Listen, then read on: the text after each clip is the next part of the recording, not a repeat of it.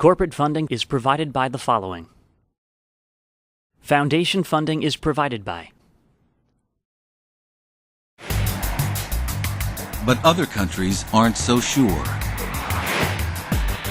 Driving on Germany's Autobahn at speeds sure to get you a ticket in America, a curious sculpture lines the motorway.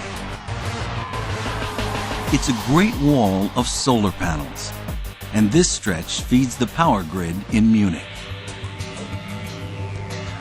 This is Germany's answer to getting more renewable energy. Thousands of solar panels producing millions of watts of electricity.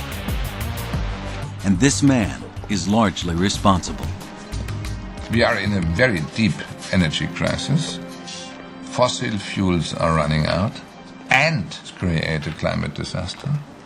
The only real and realistic option is the general replacement of fossil and atomic energies by renewables.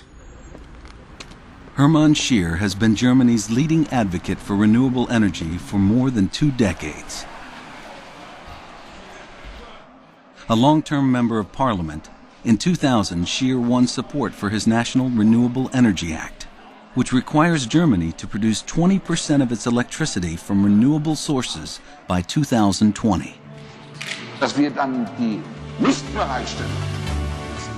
Although detractors said this goal was impossible, the country is already ahead of schedule and could even reach 30% renewables by 2020. So why is Germany, a country hardly known for sunshine, going over the moon for solar? The answer is simple: cash incentives. With our Renewable Energy Act, we gave each producer of solar power, even a very, very small one, a price guarantee to give his power to the grid. That means to sell it. Anyone who puts up solar panels will get about 50 cents per kilowatt hour for the electricity they send to the grid. But they pay only about 20 cents for the electricity they buy from the grid. So at the end of the month, panel owners almost always make a profit. It didn't take long for the Germans to figure out that this is worth it. They can make money, so they started to rent space on even their neighbors' roofs to slap up photovoltaics. With the government's cash incentives, any open space has become fair game for solar panels, regardless of who or what gets in the way. And since the price of electricity is fixed for 20 years, most panel owners will easily recoup their investment, and the grid receives a huge infusion of new solar energy. The government's cash incentives are getting everyone into the act. Like his ancestors before him, Heinrich Gartner raised cash crops and animals on the family farm. Then 3 years ago, he added something new to the mix: solar panels. 10,000 of them that supply power to about 1,500 nearby homes.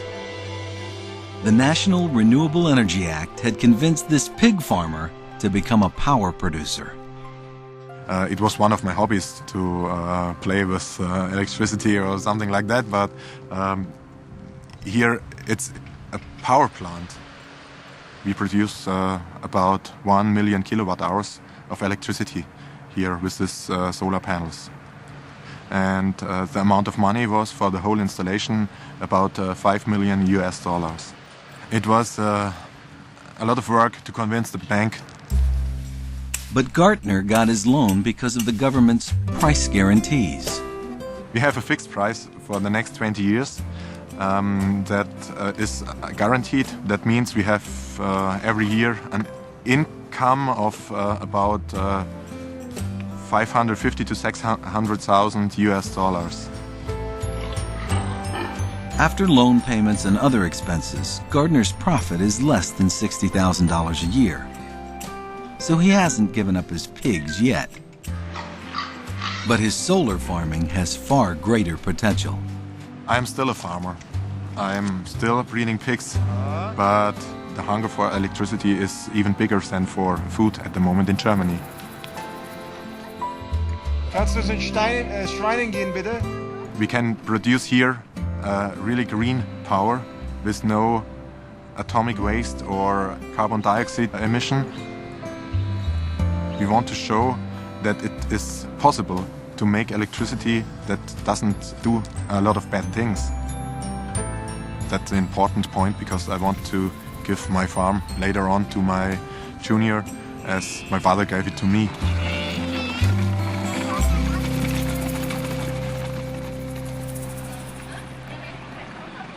But what about apartment dwellers and other citizens who don't own solar panels? How satisfied are they with the government's generous support of solar power? We have one of the highest energy prices in the world, and that's really a great problem for the normal consumers. They have to spend a lot of their household's income for electricity.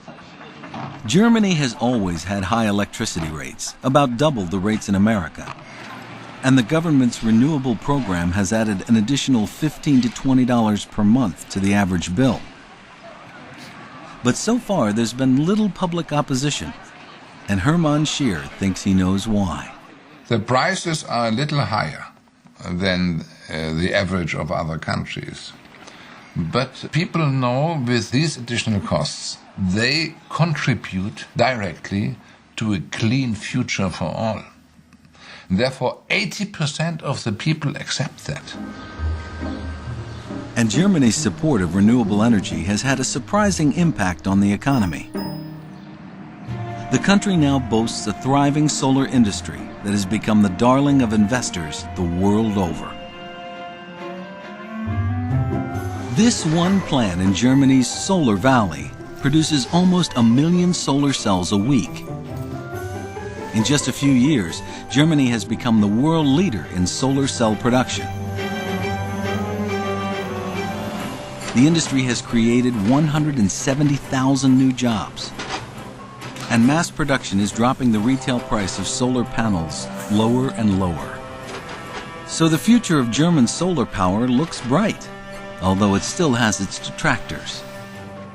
Some people look at Germany and see that the subsidies that were lavished on the solar industry have successfully produced a big solar manufacturing industry.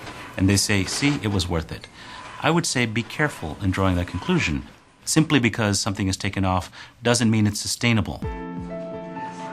But to Hermann Scheer, solar power is not only sustainable, it's the best alternative we have to fossil fuels.